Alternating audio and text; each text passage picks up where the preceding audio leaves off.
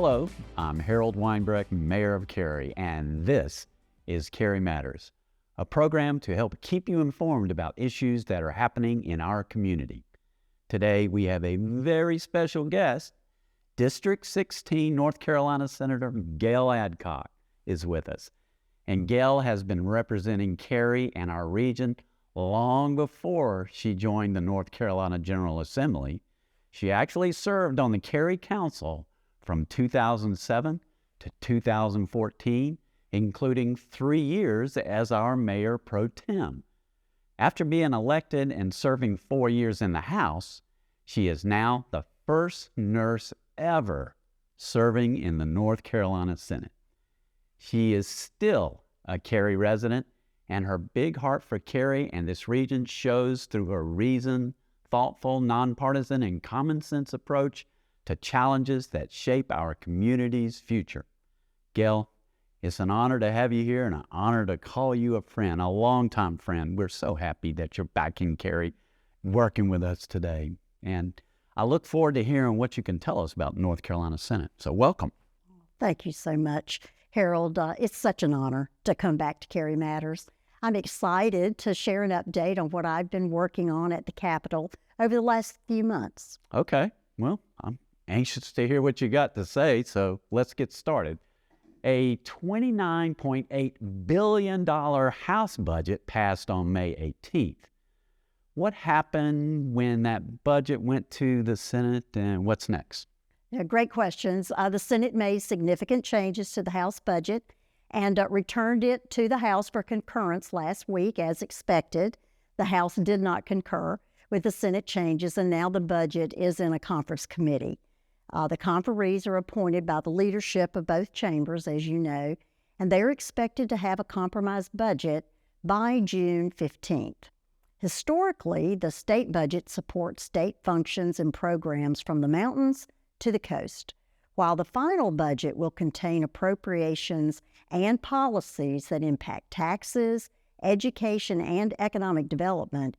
It will also include money to support local initiatives.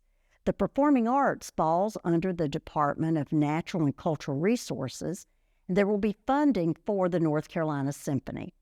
Like you and many Cary citizens, Harold, I've enjoyed hearing the symphony many times during their Summerfest series at Cary's beautiful Cocoa-Booth Amphitheater. Me too.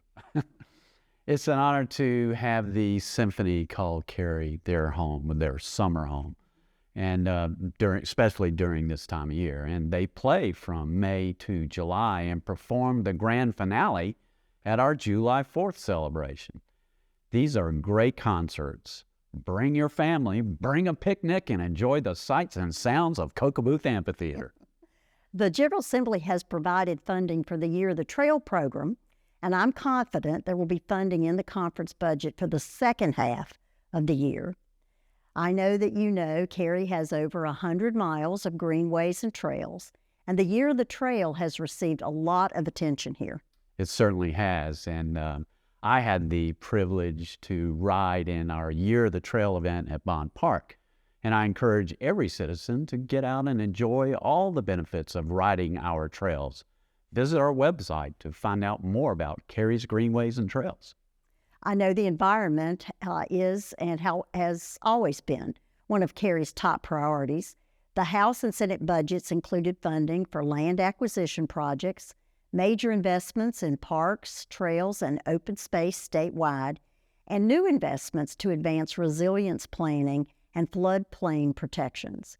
These funds are given to local communities through grants and programs, and Cary has received many of these in the past.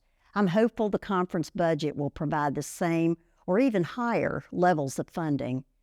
After the conference budget passes and is sent to Governor Cooper for action, the next big legislative issue will be redrawing congressional and legislative districts expected in the fall. Wow. Gayle, thank you again for being here. And as we wrap up this episode, let's cover some upcoming events.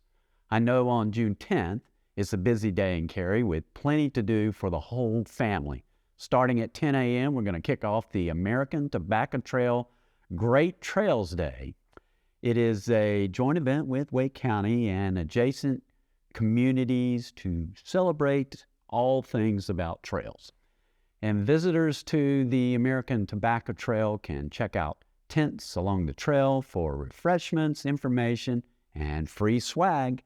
Also on June 10th, we have the Pimento Cheese Festival. Yum! Returns to downtown Cary, and this event allows visitors to enjoy food trucks with a southern delicacy. Love me some pimento cheese. There will be live music and contests, including testing your pimento cheese sculpting skills. On June 17th, the town will hold a Celebrate Freedom Juneteenth event at the Sertoma Amphitheater at Bond Park. Juneteenth commemorates African American freedom and emphasizes education and achievement. Join us for a day marked with celebrations, reflection, and special gatherings. Well, that's all for today's episode. Harold, it was such an honor to be back and share this episode with you. The honor's all on our end. We were so glad to have you. Your time's important, as we hope that what we've shared today has been valuable to you as we work to bring you closer to your government. Thanks for watching Cary Matters, and thanks for choosing to call Cary home.